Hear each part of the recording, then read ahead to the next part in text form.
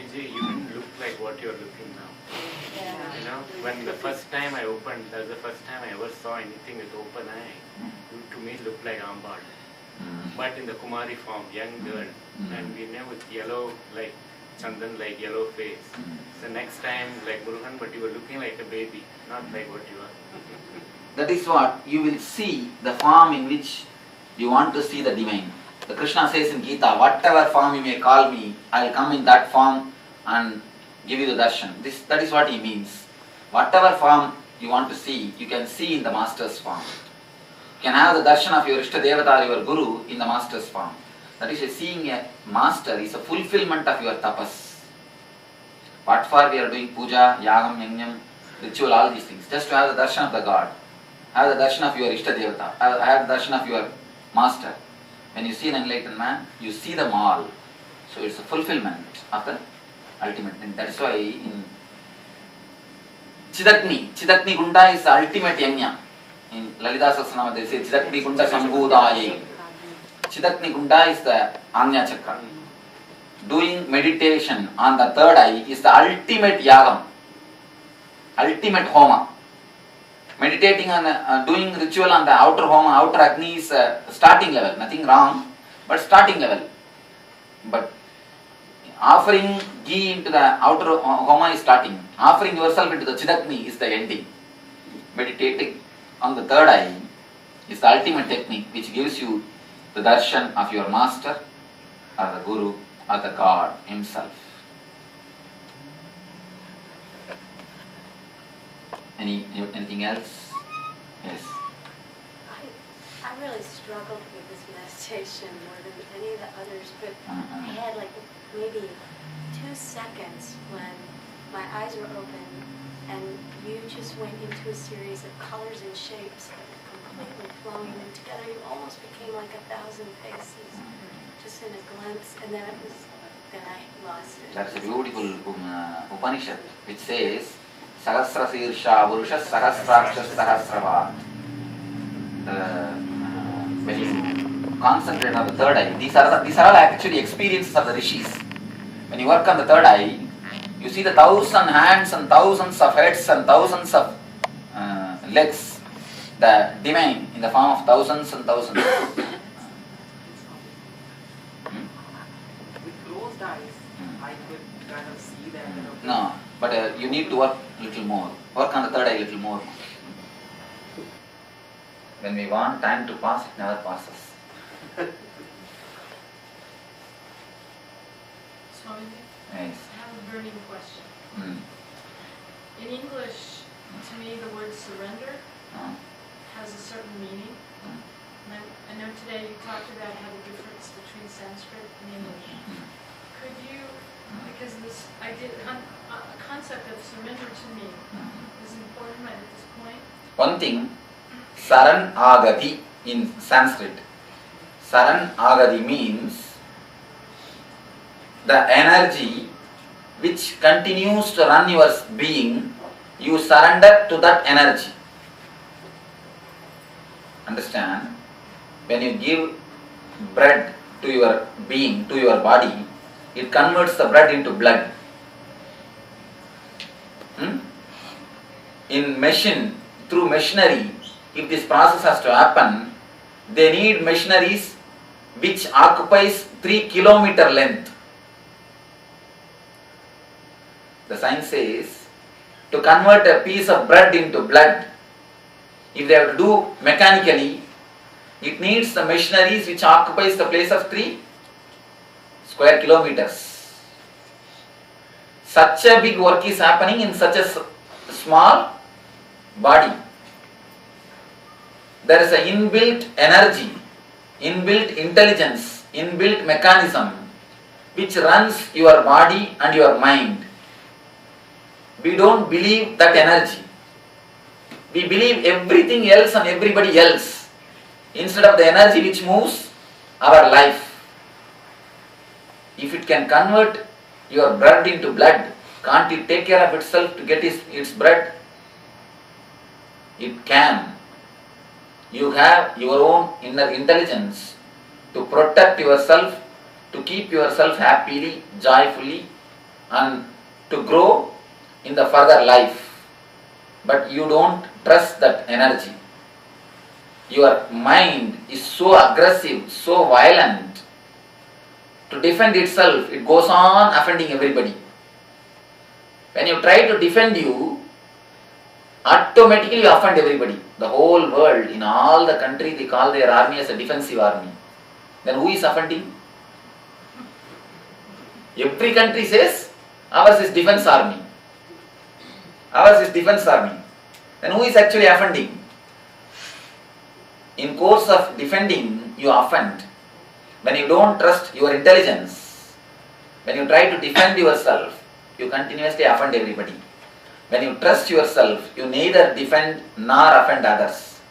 You just relax into your being. Ahadi means the energy which makes you run. The energy which makes you move. Surrender has no way related to any master or any guru. Don't surrender it to me. I again and again tell people, don't catch my form. Surrender it to the divine energy which runs you. Understand? Surrender it to the divine energy which runs you. Is there a connection between surrender and trust? Do those two? When the trust happens, you surrender. Till the trust happens, you don't surrender. When the surrender happens, automatically you trust. That's all. That is the connection. The surrender in English means a wrong connotation. It's like a slavery. Exactly. But in Sanskrit, Saranagati means it's a real freedom. It's a step to freedom. It is step to tremendous inner freedom. When you surrender to the existence, you totally relax. First time you will experience the tremendous freedom. Freedom from fear, freedom from greed. It is the best freedom you can have in the life.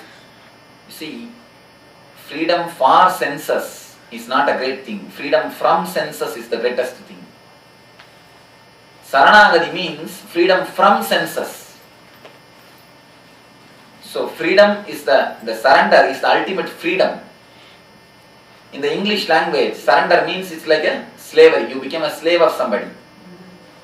But I don't mean, in Sanskrit, it is not the meaning. Sarana ahadi.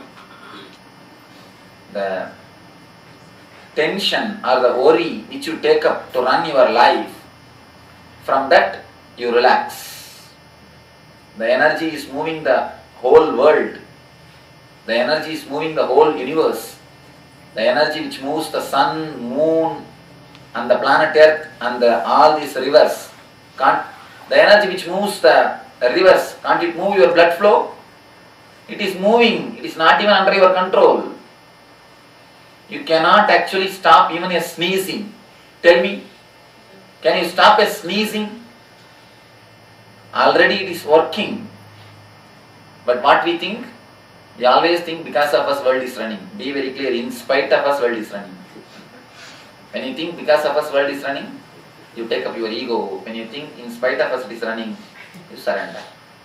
I understand sort of, but where does the self-effort come then? You can't say that, I know that the doership we have to renounce. One thing, whatever. you see, the idea, self-effort, to surrender is the real self-effort. Now, for a long time, anything means you need to put your self-effort. Even to relax, you need to put your effort now. Because you know only in the language of doing. You do not know the language of being. Till you reach the language of being, do to reach the being. Work hard to relax. That is the thing. Be in your natural state. See, whatever state you are, if you feel that I am not able to relax, I am not able to accept myself, accept that you are not able to accept, that's all. Surrender that you are not able to surrender. Tell the energy that I am not able to surrender, I surrender this quality. I surrender the quality that I am not able to surrender to you, that's all. Feel every breath is surrendered. feel every inch of your movement is surrendered. Surrender that you cannot surrender. Surrender that you are not able to surrender. Accept that you are not able to accept. Even that is the greatest step.